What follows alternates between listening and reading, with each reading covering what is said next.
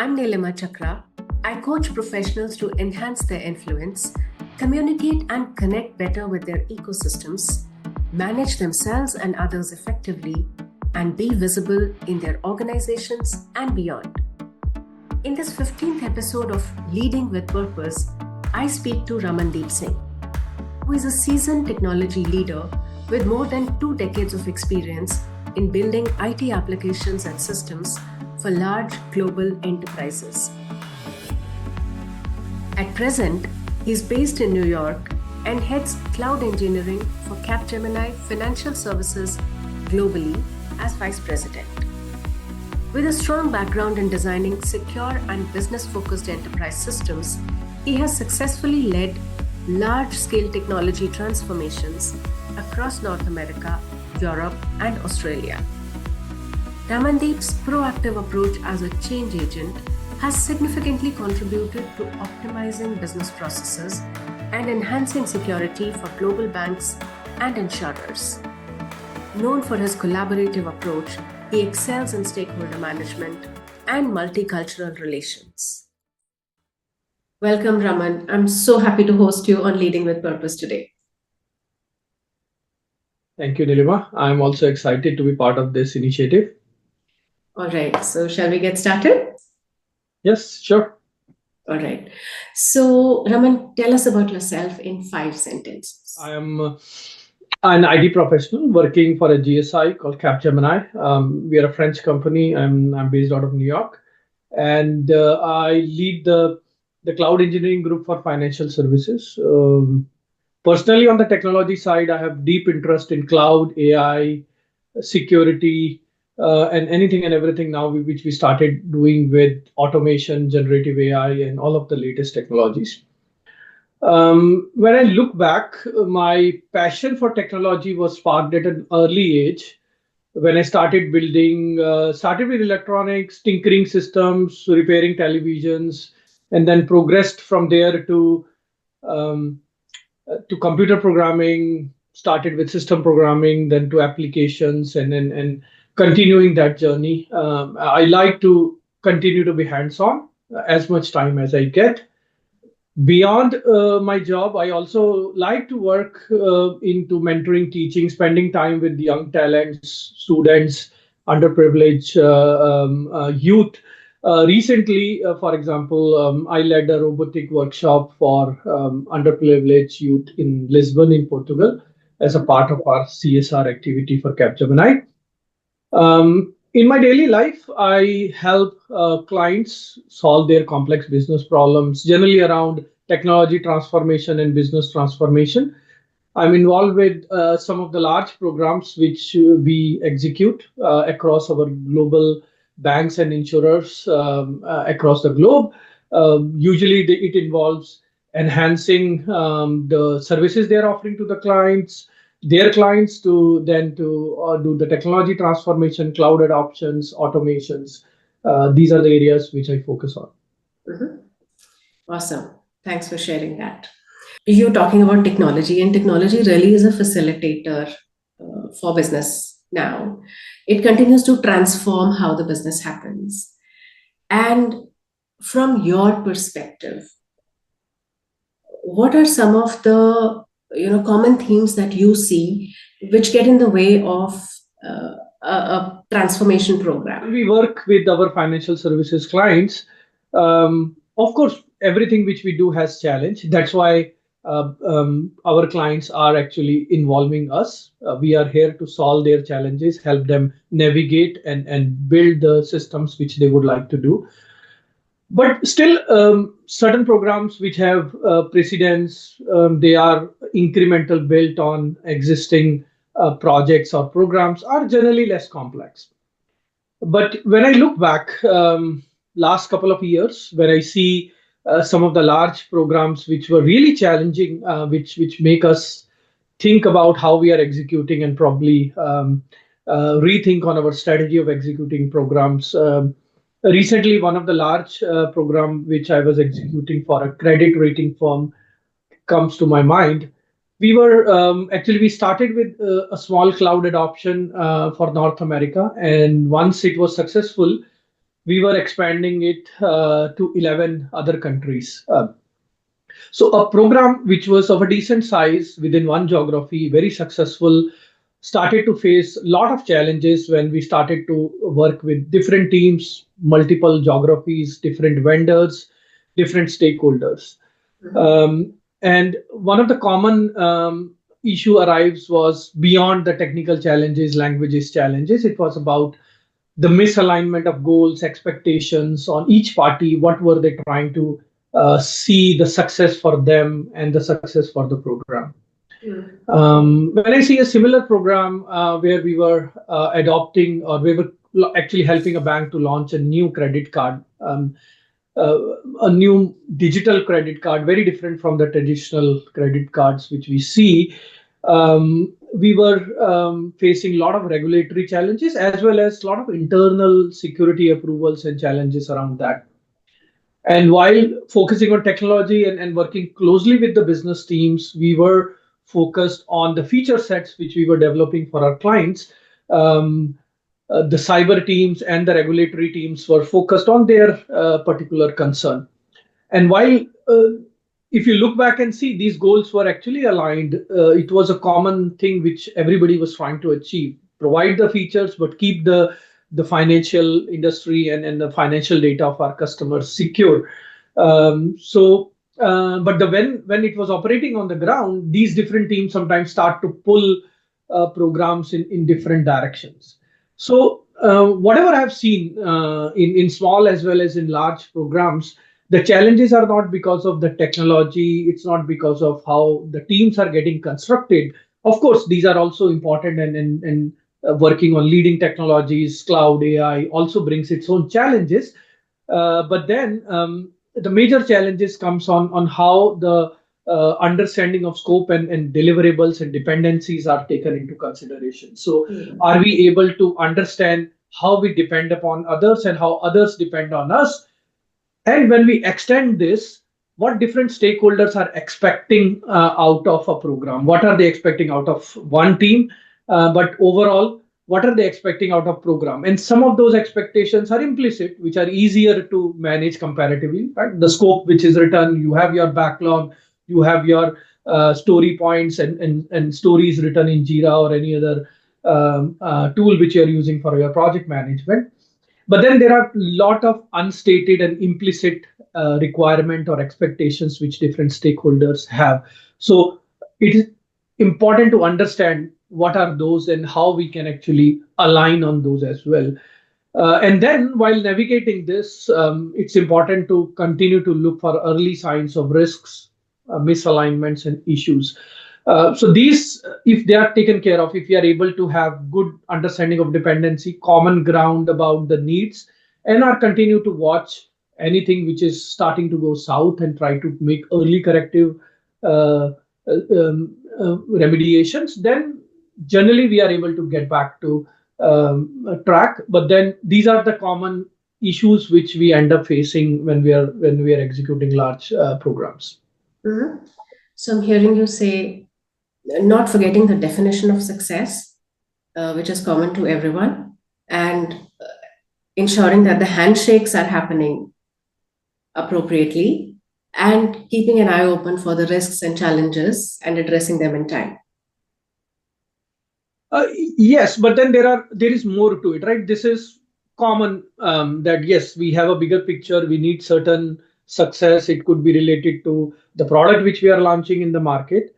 But then each team also have their own common things, Yeah. right? So for example, a quality assurance team is looking into ensuring that number of defects which are leaking into production are as low as possible. Definitely, nothing should be high severity ones.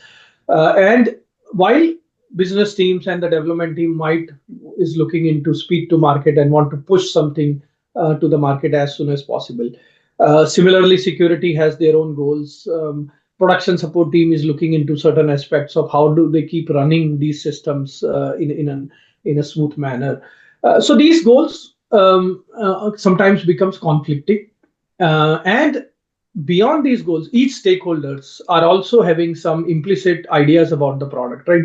Somebody is looking into capturing the market. Somebody is looking into highlighting their team's contribution within and outside of the firm, and others might have other criteria around maybe building something common which they can use for the next phase of the project which they are going to develop. So while we are focusing on what is defined as a goal for the project, it is also essential to understand what different stakeholders are trying to get out of that program, and see how we can satisfy those needs as well. Because when we align with that, generally we get the collective mindset working together to bring everything to success. Yeah. So communication and meeting different needs Yes. is important. Okay. And Great. meeting, and even before meeting, understanding those needs, right? Because most of the times they are not written anywhere. Yeah. They may not be a part of your contract, but you need to understand them and Yes. not let them be as implicit as they are probably when the contract begins. Yeah. Great. So Raman, when something lands on your table as having become critical, how do you go about salvaging it? Okay. So usually I involve with the programs from the very beginning during the sales cycle, and more often I'm able to put the right checks and balances from the very beginning. But still, challenges exist, and very often when we are running large programs, and then when we are running multiple of these large programs, right, our attention is divided, our focus changes, so things can become challenging at time. When I look back very recently, for example, when we were developing a large payment initiative for a bank, we started to face issues, and the main issues was the challenges which different parties which were involved into that initiative, from business to the development teams of different modules, and the teams which were responsible for getting it to the finish line, and there were challenges around that. And when I started to look into it, I noticed that every team actually was performing their best. They were given the task, they were trying to do their best. But the problem was about challenges which they were facing because of the dependencies. The delays were having cascading effect on other teams, which were causing some heartburn.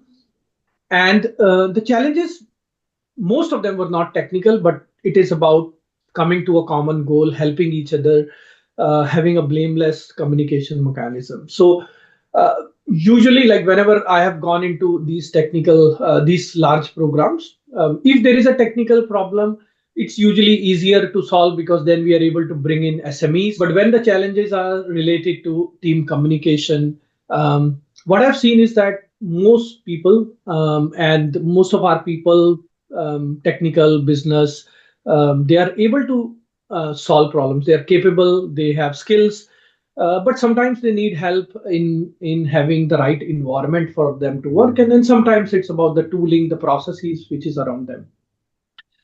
So when I get into when something, a critical item like this lands on my plate, my first intention is, or my first, I would say, step is to start observing, right? While it's easier to see the problem and then try to take corrective action, and then when you are under pressure, sometimes you want to correct things very quickly.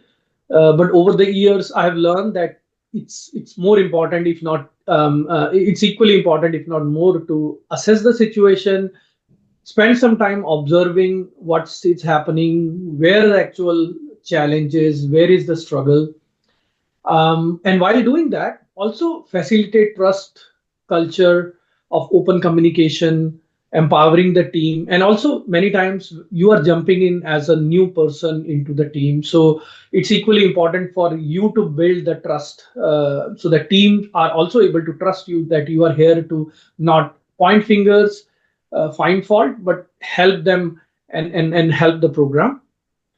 Then once we are past that stage, it's important to identify what are the critical risks, right? And when something is challenging, you will notice that many things are going south. And when you talk to different teams, there would be hundreds of issues which each of them will be pointing.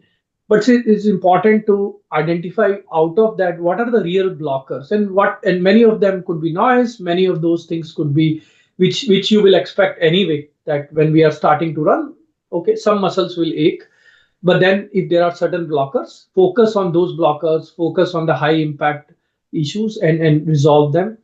Once we get going, many of the aches usually start to get either ignored or they resolve on their own.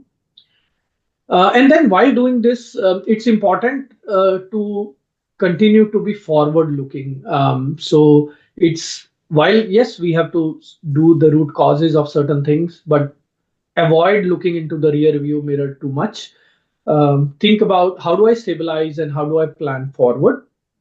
And when we do this, so for example, the example which I was referring to around payment initiative, when I started working with them, the one thing which I had to fix was to bring everybody to a common platform and talk and clear their expectation. Just by doing that one item, we were able to solve around 30% of our problems which we were facing. And then remaining things started to evolve and get solved on their own. Um, so, uh, so just to summarize, I think the biggest thing I will like to do is assess the situation, empower the team, and then try to create an environment in which probably they can solve their problems on their own. So that's a very logical approach, Raman. But I'm so glad that you mentioned the noise. And when something becomes critical, very often the tempers go high, the stress increases in the system, there's finger Yes. pointing also. So, how do you make sure that the voice of reason prevails and the teams keep moving forward? So while and you're right in saying that when we are in a critical situation, sometimes finger pointing, sometimes the tempers are going high, and there is sometimes we'll see what we call as okay emotions on the table. But over the years, and especially from my wife, I have learned that emotions drive us, and it's not a negative thing for us, right? So, and especially like if you are passionate about something, right, you will be emotional about it, and it might be showing on the table. So it's first of all, I don't think we have to negate that somebody is passionate and emotional. It might be that we might have to express it in a slightly different manner sometimes, but still I encourage that yes, bring your emotions because they are going to drive it. They are going to make us take some corrective actions. Don't be a rock, be a human, and try to focus towards the common success which all of us are looking into.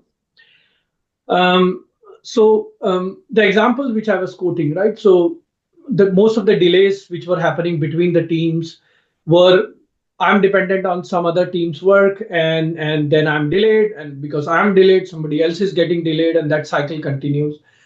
Um, and then of course the frustration can set in, and when I'm failing because of none of my fault, um, I would, or sometimes we would like to start blaming others.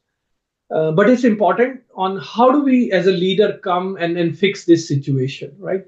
So one of the method which worked for me in that particular team was instead of okay, yes, there is a problem, there is a root cause which we can analyze, and then we should continue to focus on, but also trying to say okay, yes, you have a problem, you have a dependency, other team is struggling to give you what they are supposed to give you, what they are required to give you. How can you help them? Like let's step back and think on how we can help others to help us. It might be counterproductive for some time because I'm wasting time doing somebody else's task. But if we are doing it in a way where we are helping them, mentoring them to do their work efficiently, it in long run actually it helps everybody. We are able to deliver, we are able to help other teams to deliver to us, and then the cycle continues. So when we are in a situation of finger pointing, when we are in a situation of emotions on the table, I would say first of all, don't negate the emotions, focus on root causes, not the symptoms. Emotions or anger is sometimes just a symptom. If we focus on what we need to do, we are able to move forward. So first of all, acknowledge that we are under stress, we are under pressure, we have a troubled situation. As we say, put yourself in others' shoes, and ask them also to put themselves in somebody else's shoes. The other team which they are blaming on also wants to do the right thing, but then maybe they are also struggling with something. So how can we fix this? Is has to be the motto, that let's see how we can help each other on the common goal and continue to move forward. And sometimes, yes, sometimes certain changes are needed. Changes could be people related, changes could be technology related or SME knowledge related. Those changes have to be facilitated, but just by doing that doesn't solve the problem. It is important to also see where other people are struggling and how we can help, and then continue as a group how we can then continue to go forward. Focus on the collective identity. Yeah. I particularly love it that you're calling out that excitement as it's coming in because somebody cares. Yeah, exactly. So that's a beautiful point. Thank you. So, what is your advice to project managers to ensure project success? Okay, so there is no silver bullet in my opinion, that okay, let's do this 10 steps or 5 steps or 3 steps and then the projects will be successful. Of course, there are many right steps which we can take from the very beginning. One of the biggest thing which I see is that having a very clear vision and goal, and not just as a statement that yes, we have a vision statement written or we know the goal of this project, but how much of that is understood by the larger team or group of people who are working on that program. Uh, but not just understanding that common goal, but translating and associating that with whatever their goal and outcome, what they are expecting out of it, right? And it could be as raw as somebody is expecting a career growth, somebody is expecting additional technical knowledge out of it. And when we take this further to a higher level, right, teams are expecting certain recognition, and maybe building something which they are able to build on top of it, right? So there would be different sub goals as we discussed a little bit earlier. So an example comes to my mind, like we were working with a bank for a large transformation project. Within a couple of months, we were behind schedule. We were putting a lot of efforts from our end. In fact, additional people, additional team members were onboarded from our end. We were burning cost, but along with all that, we were losing clients' trust. And it was coming to a point where they were questioning that do we even have the ability to execute such a complex program? When I noticed that like all the skills were at right place, starting from program managers, project managers, scrum masters, technical team members, tech leaders, process was good. Status reports were getting filed, sent on time, documents were getting created. But I also noticed that because when we started, it's a huge task involving large amount of backlog, story points which we had to cover. Um, each of the team were actually jumping onto the task and trying to solve the problems as soon as possible, complete their task, mark their story as complete, and push it to the next level, which is essential because this gives you velocity, it gets you going, and you also see how progress is getting made. Um, but this also, at least in this case, was also the cause of the problem.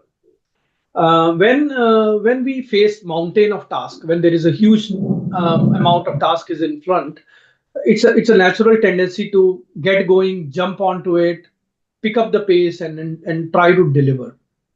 But as I try to request all my team members, ask them to sometimes slow down. In fact, schedule slow down movements during a large program at a periodical level so that we can accelerate, we can step back, look into dependencies, look into process efficiencies, see how we can resolve some of those dependencies more efficiently, and then again pick up the pace. So these slowdown movements, according to me, are one of the important aspects which I have learned for any large programs are very essential. So point in example, in this case, one of the change which we implemented is that um, identified a group of people from multiple teams. So we created a heterogeneous team and we called it a run ahead team. This team's focus was to understand the bigger picture and then translate it to each of their teams, respective teams. One of the important things this team was tasked to do is to understand interdependencies and remove any roadblocks which might cause to the overall program, but also as to the individual teams which they were part of and they were supporting. So sometimes this kind of slowing down, assessing the situation helps. Along with this, proactive identification of risks.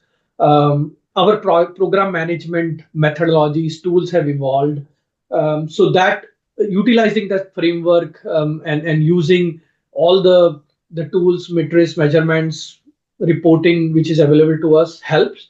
But on top of it, it's always on the human aspect of it. How are we able to maintain transparency in our communication, facilitate the right environment, and how do we navigate between different goals of heterogeneous teams? Ultimately, that is the most important thing which can help us ensure that our critical programs continue to be on the successful path. Mm. The big rocks I heard were zoom out, look at the forest, not just the trees, slow down to Yes. speed up, and keep looking ahead for what you can anticipate in terms of risks, issues, challenges. Yeah, awesome. Yes, Thank you. definitely. Mhm. Uh, Yeah, so just as you mentioned, look into the forest and not the trees. Look into trees as well, but yes, make sure somebody is looking into the forest and in a common goal so that that knowledge of the forest is translated back. So in the case in point, this run ahead team was tasked to look at the forest and then translate to each of their groups, which helped. mhm. Great. So, from your perspective, what are the skills that project managers need to, successfully do the complex, large-scale projects like the ones you're talking about? Um, I think we discussed on some of the skills, softer skills, the knowledge of a human centric knowledge of navigating between complex teams. Those are essential. Of course, having good technical skills these days, knowledge of AI, generative AI, cloud technologies, and then common tools like PowerPoint. How can you efficiently use Excel? How can you use different project management tool, whether it's the Microsoft tools or Jira or any of the common latest tools which we end up using? It's essential, right? Whether they're Kanban boards or Trello or any other tools which we use.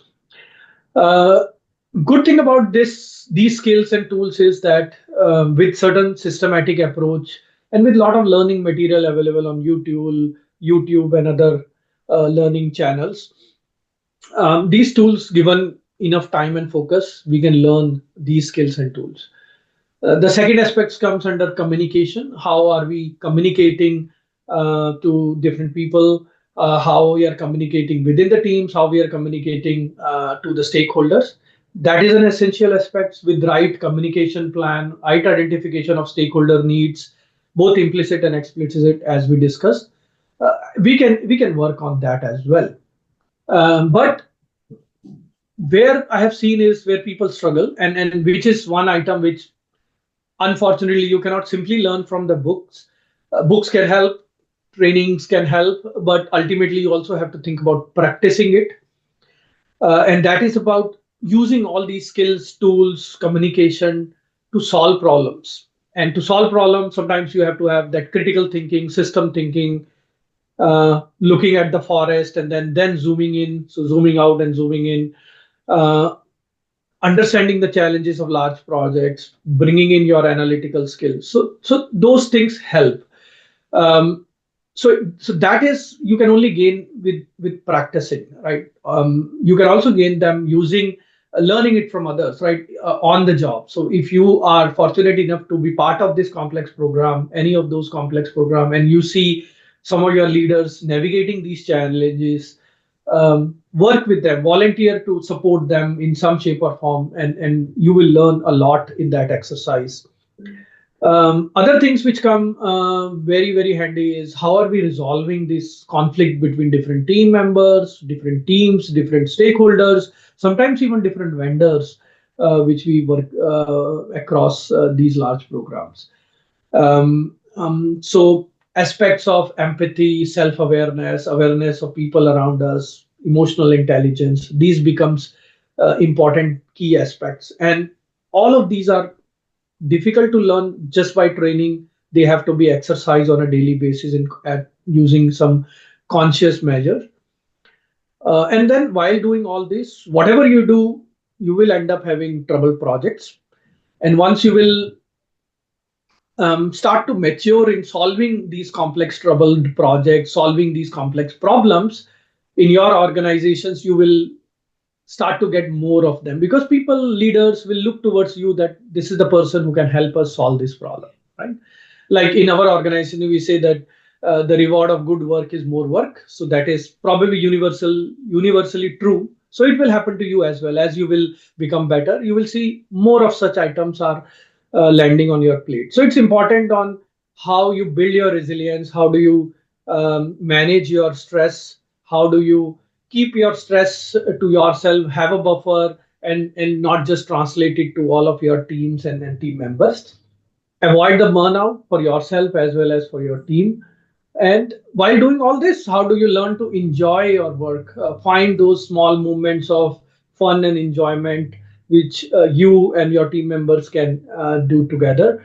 That goes a long way. So, just to summarize, I know I spent a little bit more time on this, but technical skills, project management skills, you will learn, you should learn, focus on that, but then look into some software aspects, conflict resolution. How do you look into the problems? And then how do you manage stress for yourself and for your team members?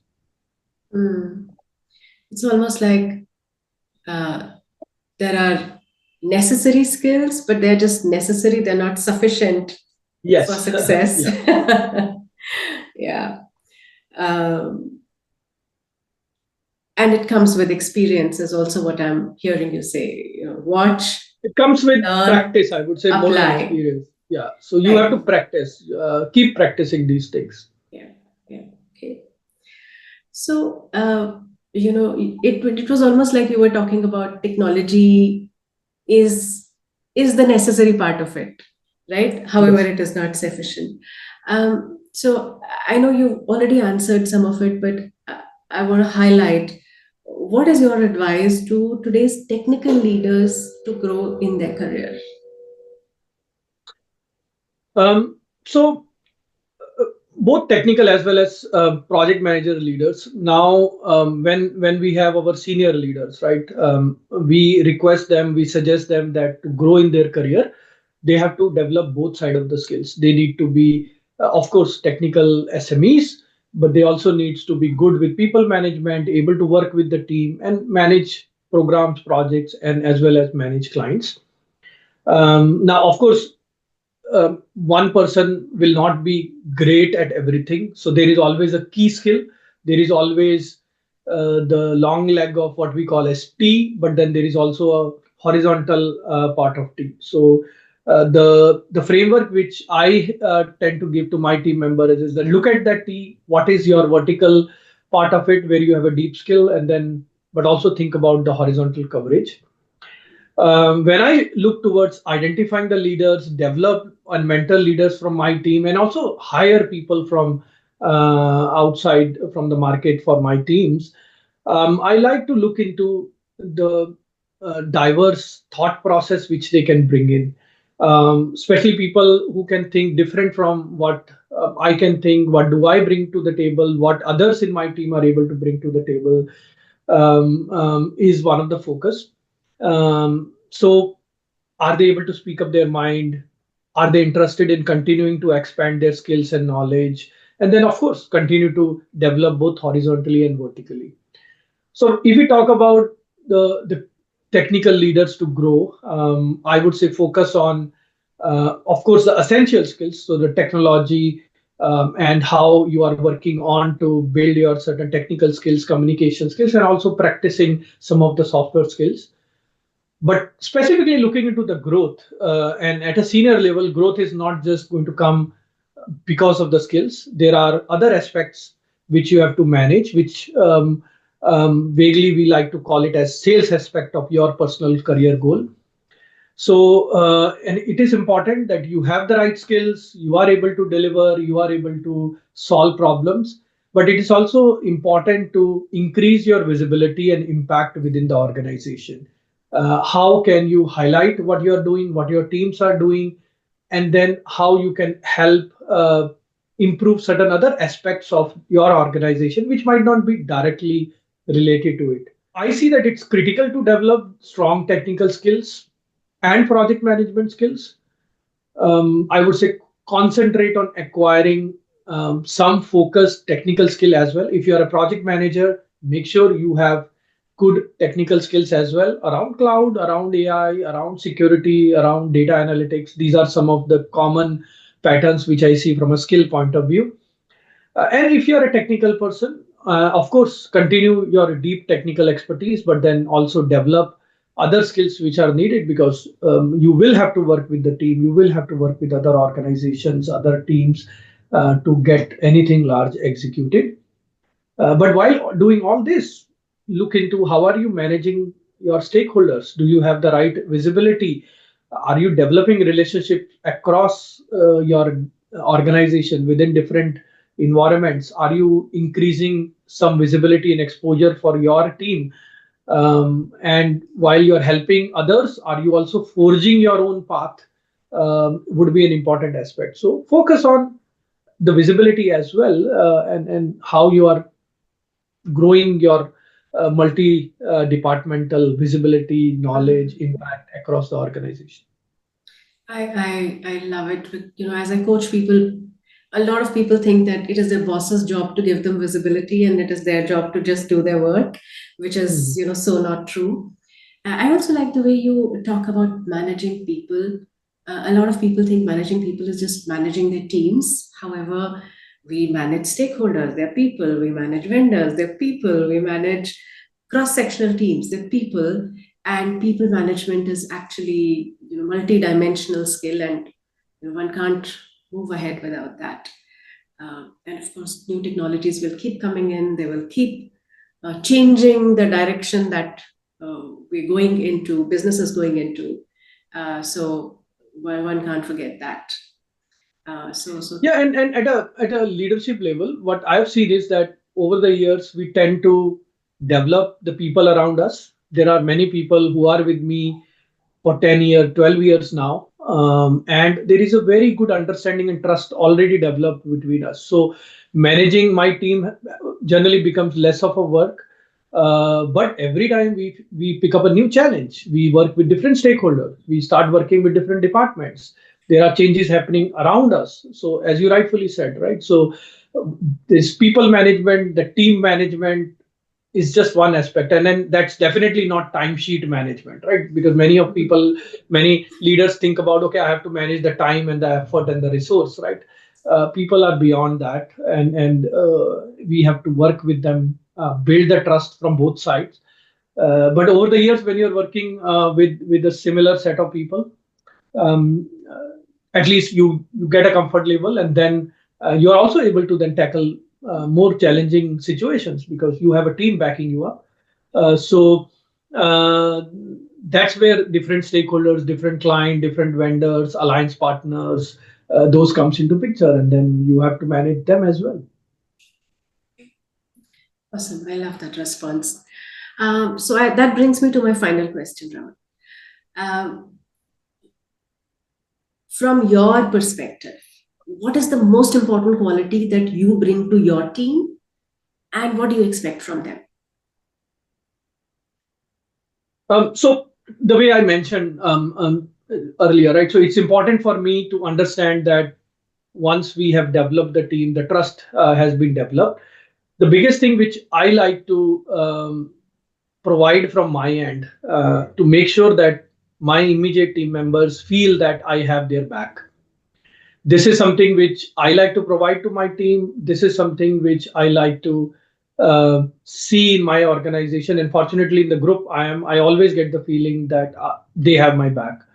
So as we, if we kind of define this further, it's about, am I facilitating my team members to take challenging tasks?